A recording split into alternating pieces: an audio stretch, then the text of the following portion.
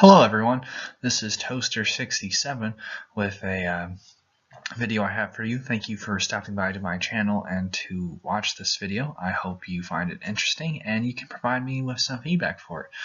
So today I'll be talking about, in regards to sports, which NFL team is worse, the 2008 Detroit Lions or the 2017 Cleveland Browns. Let's get started. So, what we know.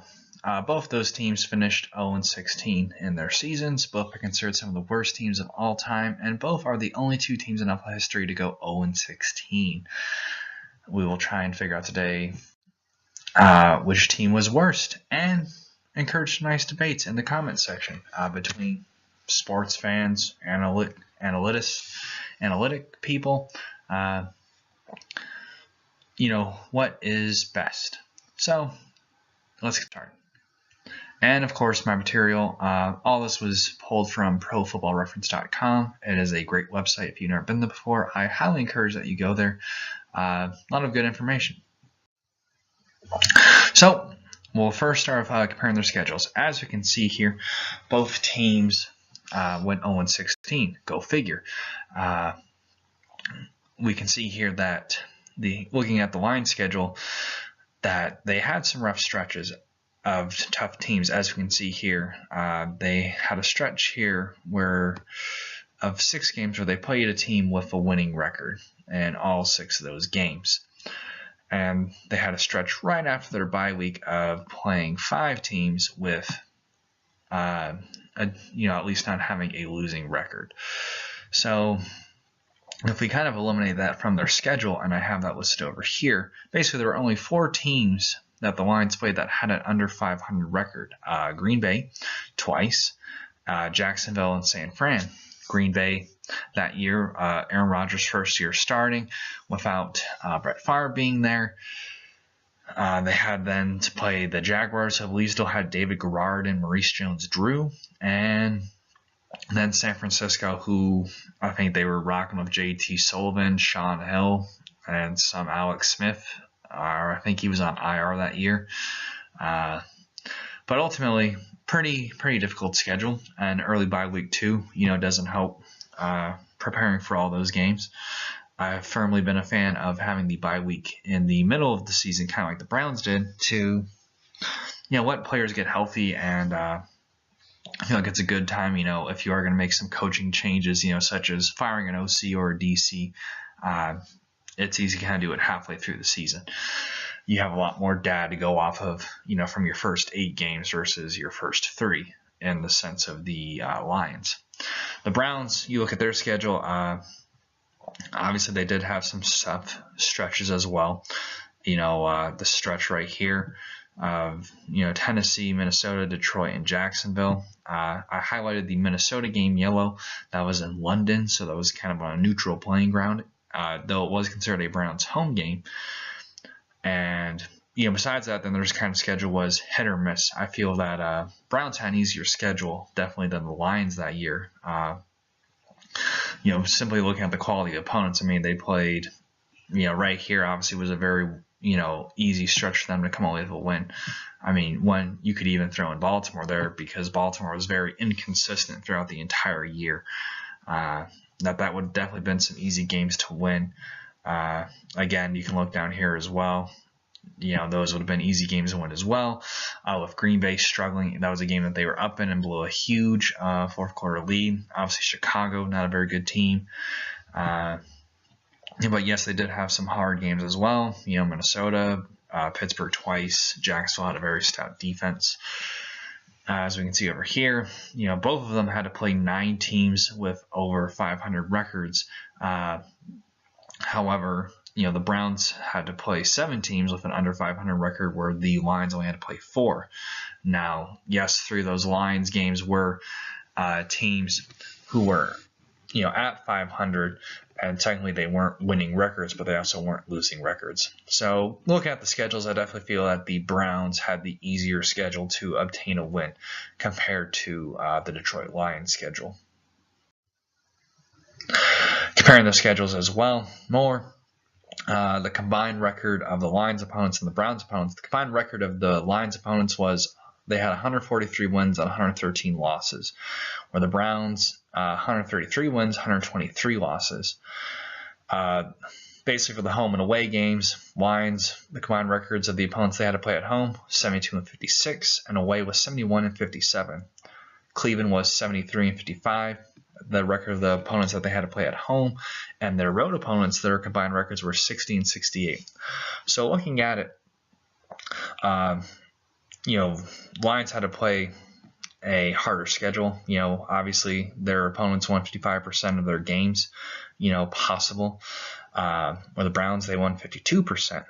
Both definitely had some hard home teams that they had to fight. I mean, when that's the record of the home teams that you played at home that year, it's difficult.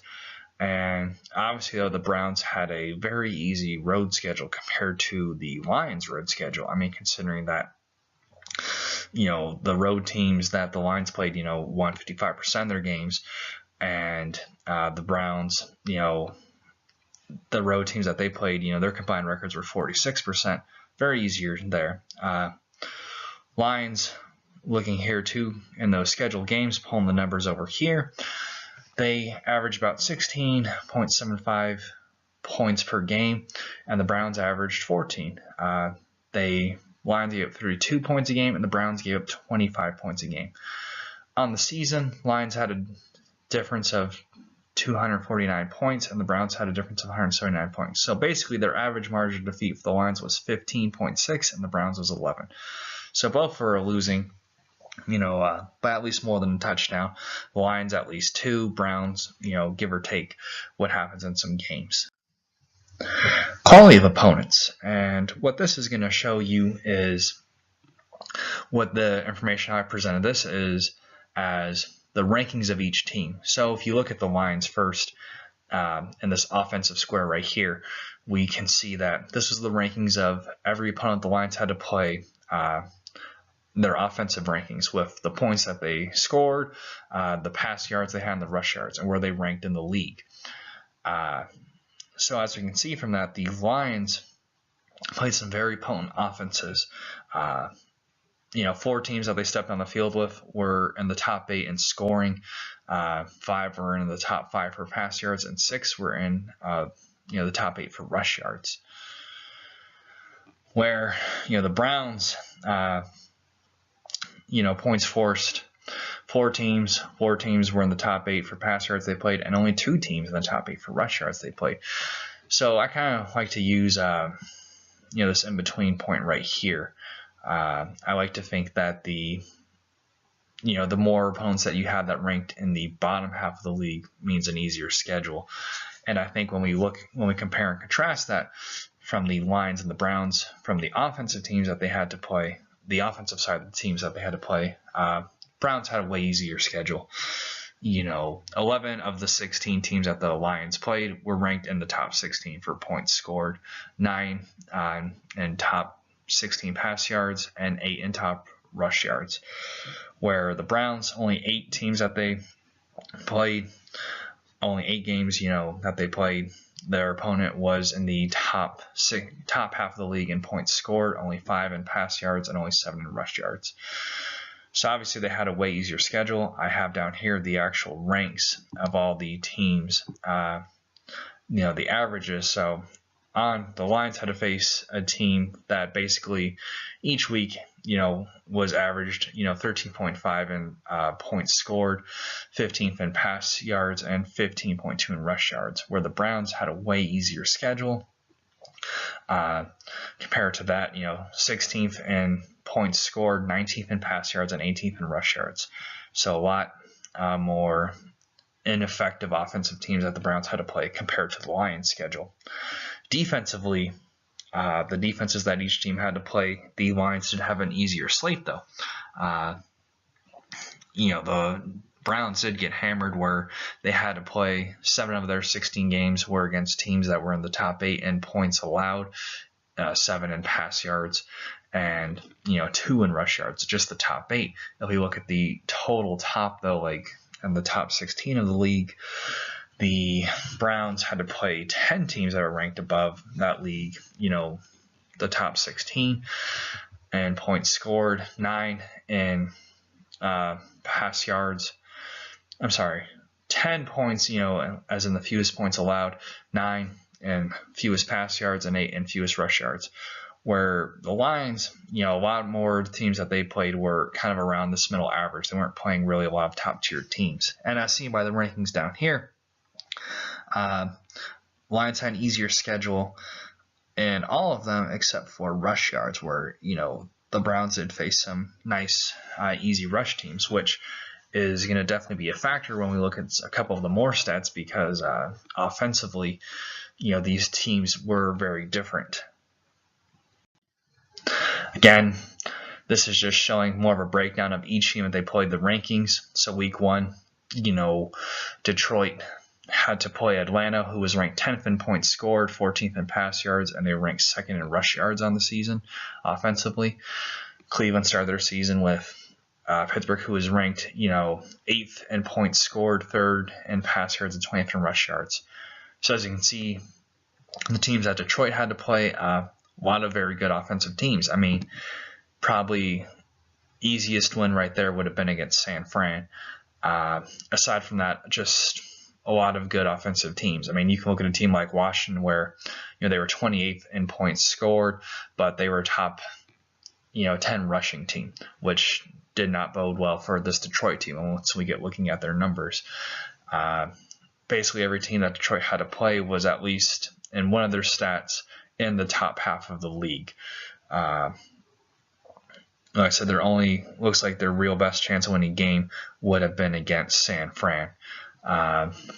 Cleveland, a lot, easier offenses they had to play. They had to play, Indy, who was ranked, in the bottom for points scored and pass yards. They had to play Cincinnati twice, who was in the bottom, 25% of the league, in all 3 stats twice. They had to play a Chicago team that was terrible in points scored, and their passing yards, ranked dead last. It's a lot more winnable games. I feel they played a lot of offensive teams where it was easier for them to have a better chance defensively versus what Detroit had to play. Looking at the defense, as I stated earlier, Browns had a harder defensive schedule. Defensively, they play a lot of good defensive teams. Minnesota, Jacksonville, Pittsburgh, Baltimore, a lot of better defensive teams. And the Lions year in 2008, a lot of the teams that they played were decent on defense. Really, the only ones that stick out are Washington, Tennessee, Indy. Obviously, trying to keep up with Peyton Manning in those times was hard. Besides that, there was not really like a sure-found defense that they were playing, minus those teams I highlighted, where Cleveland had a definitely harder defensive schedule. With that being said, I definitely feel that Detroit had the easier slate of defensive games. Teams that they had to play against who weren't better defensively than the teams that Cleveland had to play. So now let's compare the both of them.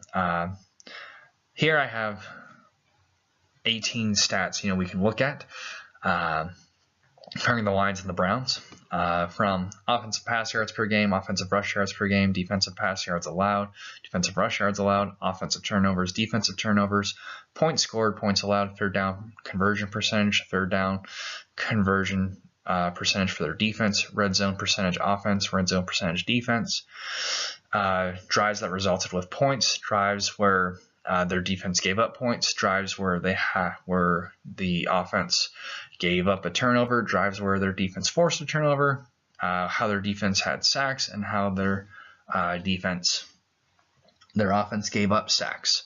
Just a quick breakdown of all of those. So as we can see here, offensively, Browns are a better team. And I said that's not saying much. The Browns were ranked 22nd in passing and 18th in rushing. Lions are ranked 24th in passing and 32nd in rushing. If we go back to the first couple of stats that we saw, if you remember those, and you can pause the video and go take a look back, Lions played a lot of teams that were hard to run on. And that did not help them because they could not run the ball. And as we saw here, defensively, Cleveland a lot better. 19th in pass yards given up and 7th in rush defense. I mean, they were a top 10 team with their rush defense, where the Lions were 32nd in rush defense and 27th in pass defense. 32nd in rush defense, as you can see right here, literally they were averaging 172 rush yards they were giving up a game. I mean, damn near double what Cleveland was giving up. And for purposes of separating the two, if the Browns are better stat than the Lions, I highlight it in green. You know, whatever team is better, I highlighted green. Whatever team is worse, I highlighted in red. The Lions were better at, turning over the ball, fewer times than the Browns per game, and defensively forcing turnovers. I mean, offensively, they turned the ball over 1.8 games, and 1.3 games they forced a turnover, 1.3 turnovers per game. The Browns were giving up 2.6 turnovers per game, and they were only forcing 0.08 turnovers per game. Dead last in both categories, which I think is one of the main reasons why they were ineffective this year in getting a win. Points scored, the Lions were 27th, Browns were 32nd. Points allowed, 32nd for the Lions, 31st for the Browns.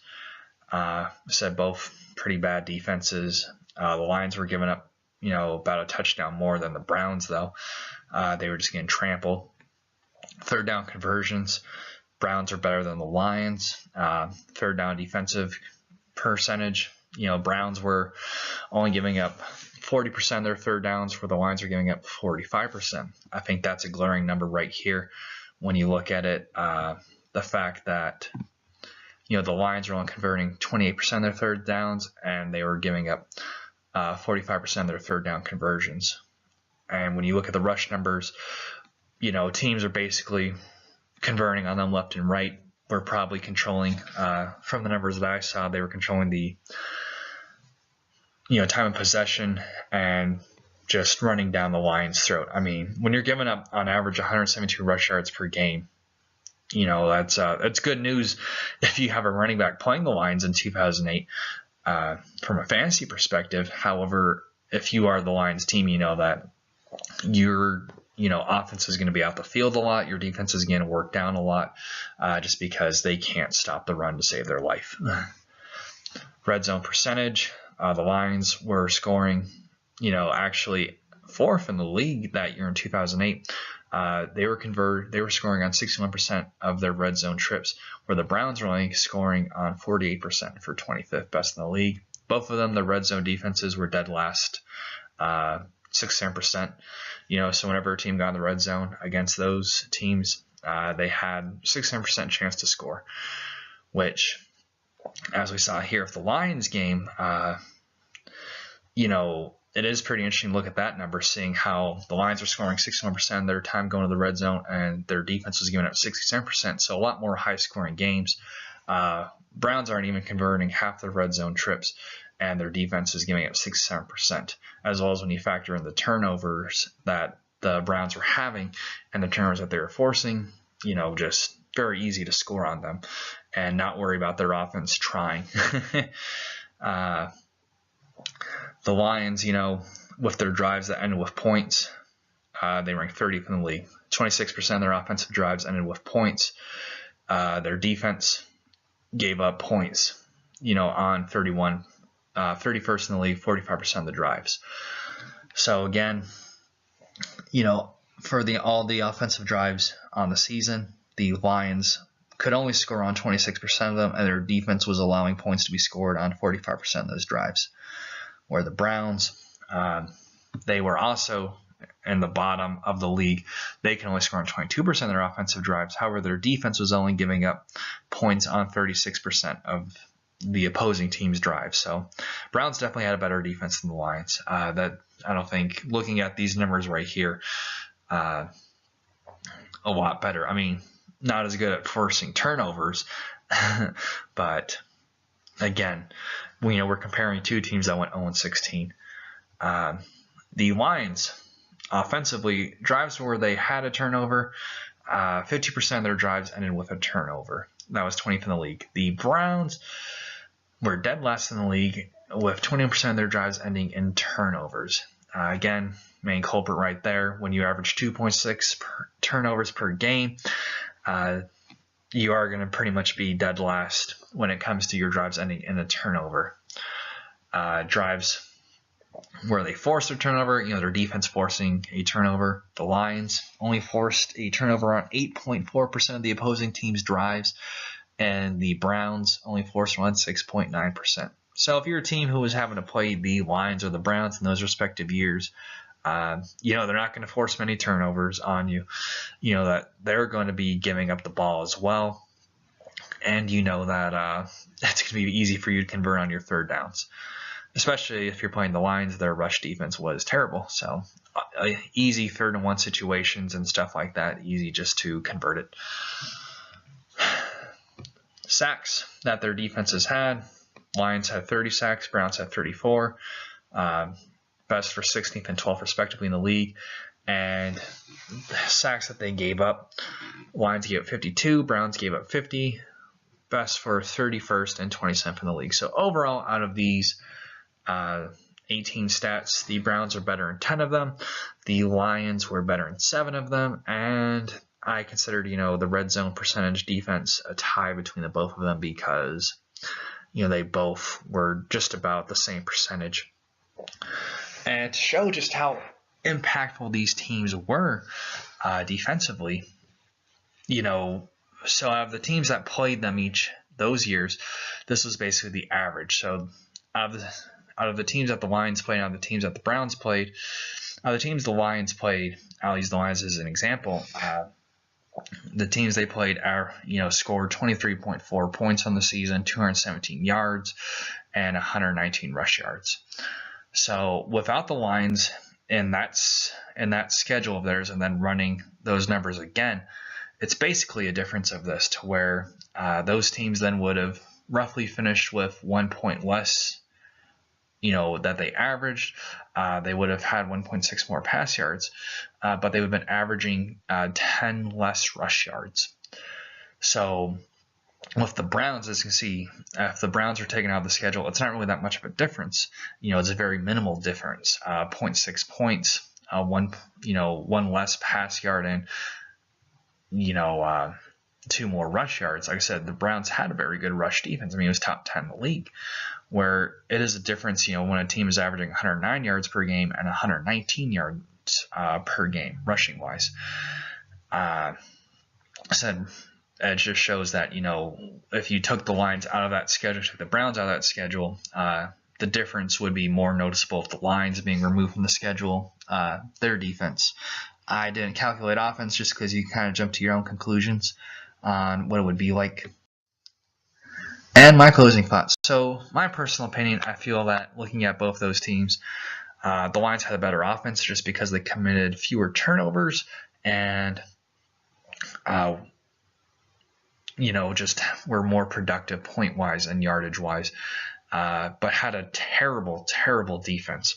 The Browns had a defense and better than the Lions, and an offense that was atrocious, turnover-wise and conversion-wise. So both of them had their faults. It would be interesting at some alternate universe if we could just take those teams and swap them in their respective seasons and see how they would produce. Could be something maybe I do later with Madden. If I could possibly do that, that would be pretty interesting to figure that out. But ultimately, that would be interesting to see. And yeah, so closing thoughts, my personal opinion, I feel like the Lions were the worst team. I don't feel like the Browns had a better chance at a win. They should have, I think, had a couple wins just with how they addressed their off seasons. They should have definitely run the ball more. And so ultimately this is up for you guys to decide. What do you think? Leave a comment on your thoughts and what you would like to see next. I could easily do a video after this where we could see what the Browns could have done to have gone to win. Me personally, I feel like with the additions to their offensive line and how they want to be a run-heavy team, I definitely don't think that DeShone Kizer was the answer. But like I said, that's up for debate. Thank you so much for your time and have a great day.